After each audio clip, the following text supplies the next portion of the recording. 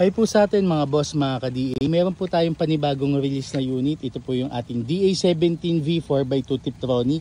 Base model lang po siya mga boss. Ayan, kung mapapansin nyo po, low roof. Ngayon lang po tayo nagkaroon ng ganitong unit. So, rare po yung ganitong unit mga boss. Ayan, may hirapan po tayo makakuha ng ganito ulit. Ayan. So, kung mapapansin nyo kanyang side mirror, ayan, manual po yan mga boss. Manual sliding door lang din po tayo dito.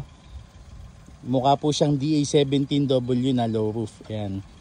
R13 rims, pinadagdag po ng ating buyer at ang kanyang brand new tires. Okay, so check po natin yung likod ng unit. Wala po siyang kasamang spoiler. Ayan, sa ating mga base model. Square na square po yung kanyang likod. Ayan, napakaganda po mga boss. Ayan, medium tint lang ang pinalagay ng ating buyer. Ayan.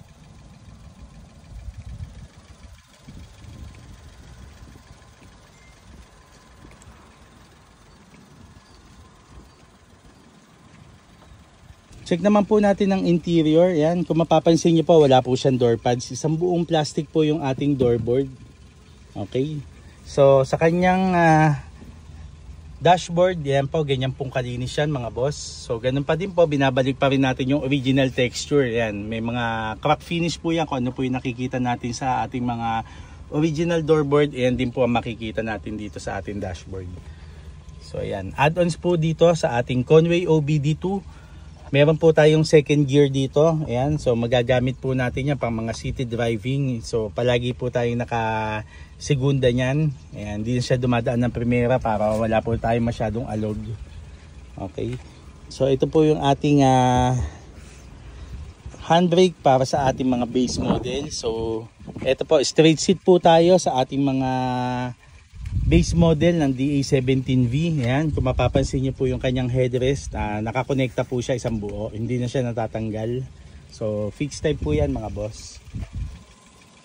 So sa ating third row, so yun yung ating vinyl matting, kasama po sa package yan, saka yung ating touchscreen stereo with reverse cam.